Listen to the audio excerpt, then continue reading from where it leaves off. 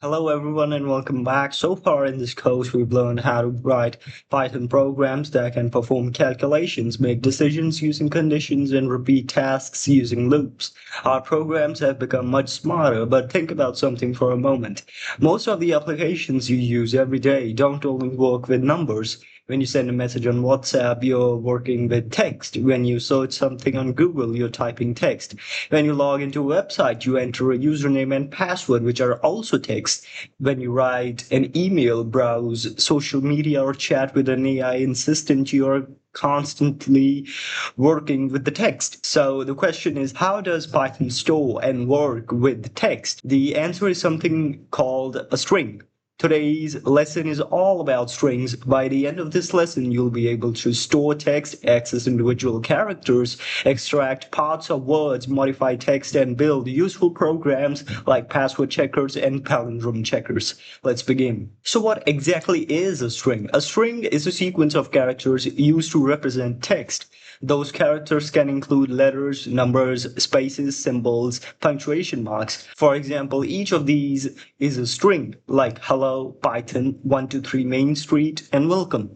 Notice something interesting. Even though 123 contains numbers, Python treats it as a text, not as a number, because it's surrounded by quotation marks. This is an important distinction. Compare these two values, for example, 100 and quotation marks 100.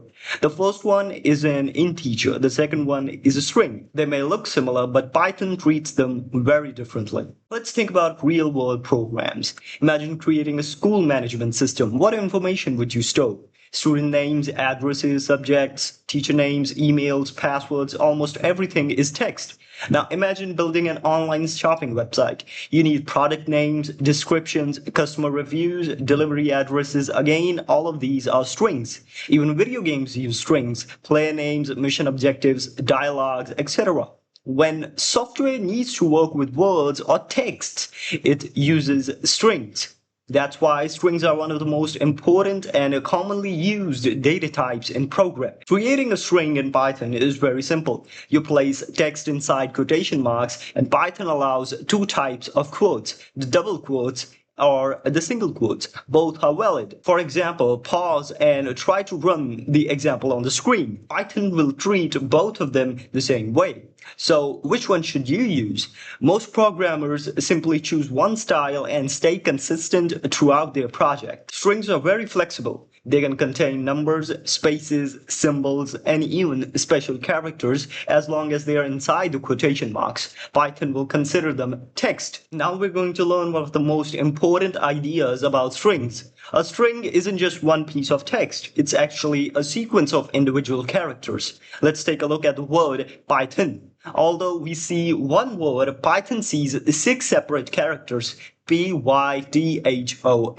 Each character has its own position. Those positions are called indexes. Python numbers these positions starting from 0, not 1. This idea is called zero-based indexing. Almost every programming language uses 0 as their first position. At first, it might feel unusual because humans usually start counting from 1, but programmers start counting from zeros. It's something you'll quickly get used to. Let's see indexing in action. So as you can see, I've made a variable word in which I've stored the value Python. Let's go ahead and print it out and see what the output comes out to be. And as you can see, the output is P. Why? Because the character at index 0 is P. Let's give it another try. And now I'll replace 0 with 2. Now the output should be lowercase t. And yep, we get lowercase t. Now let's try printing out several characters. Now as you can see, I've written 6 print statements in which I will print out one character on one single line. Let's see what the output is. And as you can see, the output is Python. Each index accesses exactly one character. Python has another useful feature. It can also count from the end of the string. This is called negative indexing. Let's look at the same word again. Notice that the last character always has index -1. Now let's try it. Now instead of using the 5th index to print out the last character, I'm using -1 to print out the last character. Let's give it a try. And as you can see, n gets printed. Negative indexing is very useful when you need the last few characters of a string. Sometimes we need to know how many characters are inside a string. Python provides the built-in function len. Let's give it a try. Now, as you can see, I've made a variable word in which I've stored the string programming, and I'm using the function len to print out its length. And as you can see, the output is 11 because the word programming contains exactly 11 characters. Remember that spaces also count as characters. So if I was to include a space in between one of these characters, it will also count as a character, so the answer should be 12. And as you can see, the output comes out to be 12. Now let's build our first mini program. Suppose the user will enter their name, for example, say Sophia. The output should be the first letter S, the last letter A, and the length of the string 6. This simple program combines several concepts you've learned: user input, variables, strings, indexing, negative indexing, and the length function. Now go ahead and implement this program on your own. In the next section, we'll take string manipulation a bit further by learning string slicing. Instead of accessing just one character at a time, you'll learn how to extract entire sections of the text. So in the previous section, we learned that a string is a sequence of characters. We also learned how to access individual characters using indexing. For example, if we have the word Python, we can access P using 0, we can access Y using index 1, and we can access N using index -1. But what if we don't want just one character? What if we want the first 5 letters of a word or the last 4 characters of a phone number? Accessing one character at a time would be slow and inconvenient. Fortunately, Python gives us a powerful feature called string slicing. Let's learn how it works. Think of slicing like cutting a loaf of bread. You don't always want the whole loaf. Sometimes you only need a few slices. The same idea applies to strings. A slice allows us to extract a portion of a string instead of just a single character.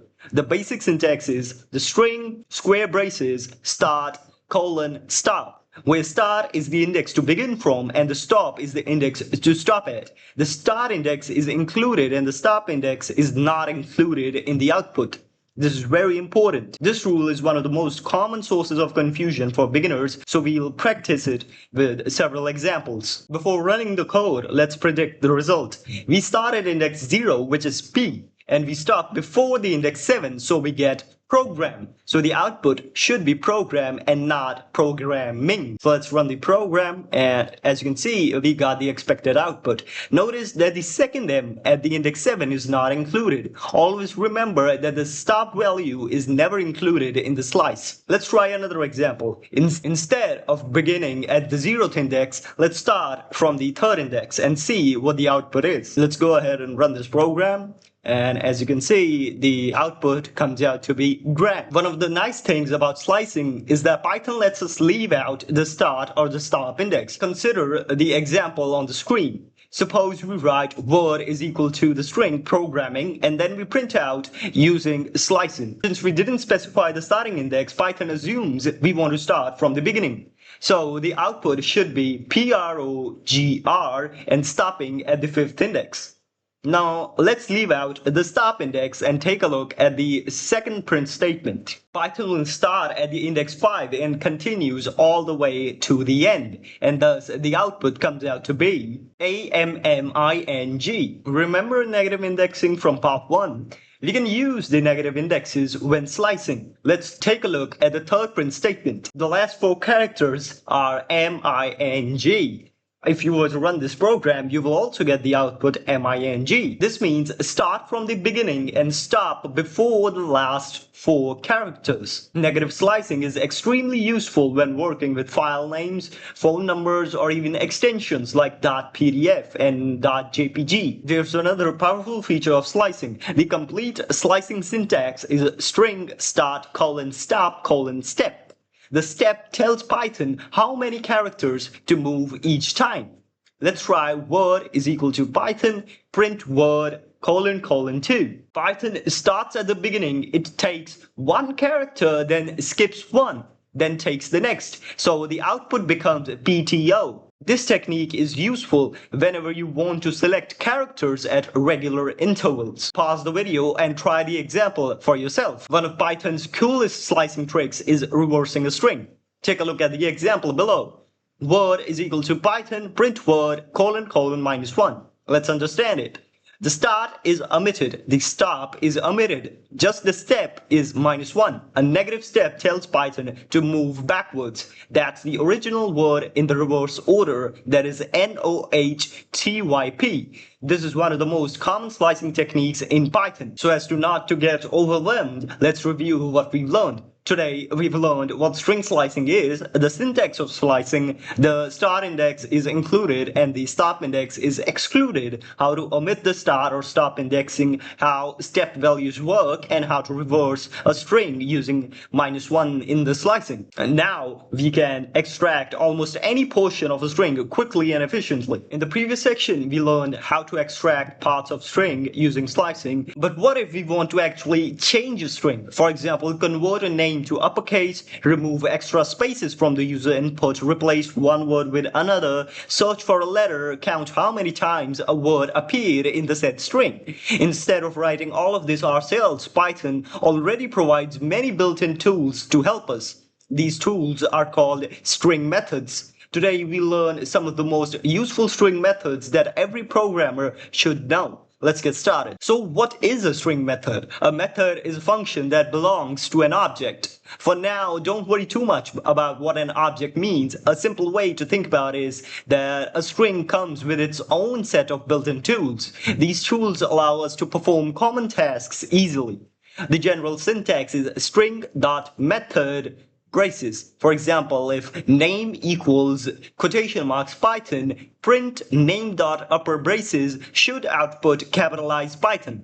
Here, upper is a method that converts all the letters to uppercase. Throughout this lesson, we'll explore several commonly used string methods. Let's begin with the methods that change the letter casing. Consider the string name equals John. Using upper braces, the output will capitalize every single character inside of that string. Similarly, if we were to use the lower function, every single character inside of a string will become of lowercase. Take a look at the example below. Here we've used upper and the title function. The upper have capitalized all of the characters inside of that string. But see the difference between the upper and title output? The title capitalizes the first letter of every word. This method is useful for formatting names, book titles, and headings. Pause the video and try to implement this program on your own. Before we continue, there's something very important to understand. Strings are immutable.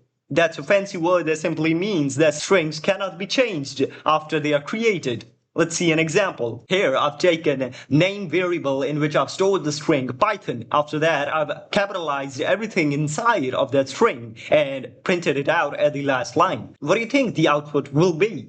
Many beginners will expect that the output will be Python, all of it capitalized, but the actual output is still lowercase Python. Let's see it for ourselves by implementing the program. And as you can see, we did not get a capitalized Python. Why?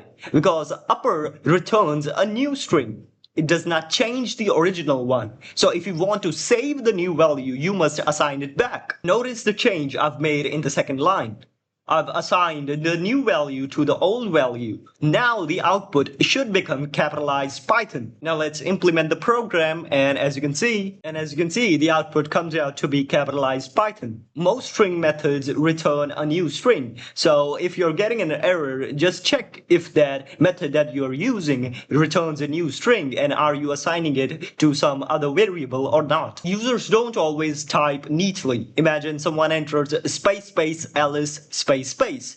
There are unwanted spaces before and after the name. You can remove them using the method strip. Let's try out an example. Here I've taken a variable name in which I've stored a string Alice. Take a look at it. I have intentionally included spaces before and after the string.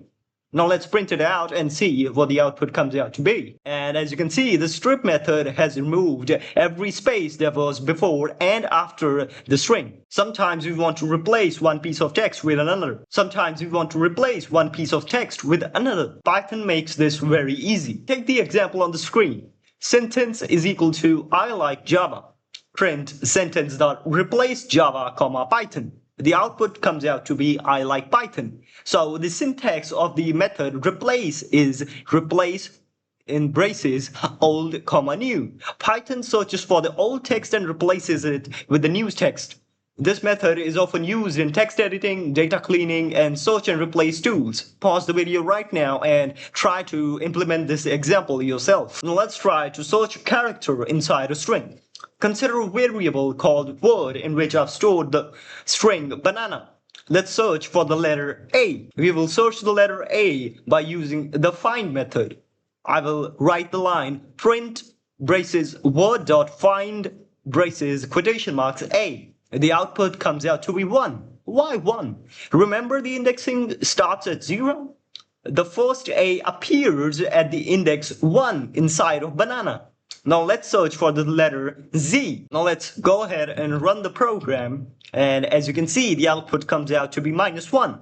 A result of -1 means the text wasn't found. This is useful when checking whether a word or a character exists inside a string or not. But what if we want to know how many times something appears? We can use the count method. Consider the same example as before, in which we have stored the string banana inside of the variable word, and let's try and use the count method. Now let's run the program, and as you can see, the output is 3 because there are 3 A characters inside of the string banana. So far in this lesson, we've learned what strings are, how to access characters using indexing, how to extract pairs of strings with slicing, and how to modify texts using string methods. Now it's time to learn how to display text in clean and professional way. Imagine you're writing a program that prints a student's report card. Instead of displaying John 20A, you want something like student John, age 20, grade A. Or imagine you're building a shopping application. The receipt should be neat and easy to read. This is where string formatting and escape sequences become useful. Let's begin. One of the simplest ways to create messages is by joining strings together. This is called string concatenation. Concatenation means joining 2 or more strings into one. Look at this example. First underscore name is equal to quotation marks Alice. Print quotations hello plus first name. The output comes out to be hello space Alice. The operator plus joins the two strings together. Notice that we included a space after the word hello space. Without that space, the output would have no space in it. That is, the output will look like hello Alice, and everything would be just stuck together. When joining strings manually, remember to include spaces wherever needed. One of the most useful features in modern Python is formatted string, also called an F string. Instead of joining strings with a lot of plus signs, we can place variables directly inside a string. The syntax is simple.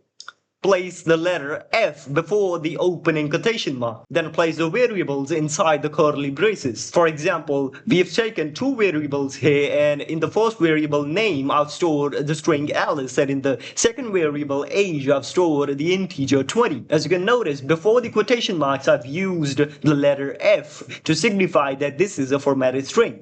After which I've written my message just as I wanted. My name is, and wherever I wanted my name to be printed, I've left a placeholder there. That is name inside of curly braces. Python will automatically replace the variables with their values. This makes the code much easier to read and write. Go ahead and try this program right now. Sometimes we want special formatting inside a string. For example, starting a new line, adding an extra space, displaying quotation marks, or to display a backslash. Python uses escape sequences for these tasks. An escape sequence begins with a backslash, and let's take a look at the most common ones. Backslash n means a new line. Backslash t means tab or horizontal spacing. Backslash double quotation mark means a double quotation mark will be printed inside your print statement. Otherwise, it will get ignored or you will get an error as there are already quotation marks when you are trying to print a simple string. Double backslashes are used to print out one backslash. These may look unusual at first, but you'll use them very often. Let's try using the first one for now. Suppose we write hello \n world. The output will be hello and world both in separate lines. Instead of printing everything on one line, the /n tells the Python to move on to the next line. This is very useful when displaying reports or menus. Now let's take a look at a few more escape sequences using \t. In the example below, I've used Python \t programming. The \t inserts a tab space between the two words, helping align the text into columns. Now let's combine everything we've learned today and try to build this program that I have currently on the screen. In this, you will utilize the method we just learned, that is count, and then use the formatted string to format and output the lines neatly. Let's review what we've learned today. Today, you discovered what string concatenation is, how to combine strings using plus, why strings are cleaner and easier to use, how to insert variables into a string, how escape sequences work, and how to use the /n and /t inside of strings, how to print quotation marks, and how to print backslashes with double backslash. Now you can create output that looks clean, organized, and professional. Thank you for watching, and I'll see you next time.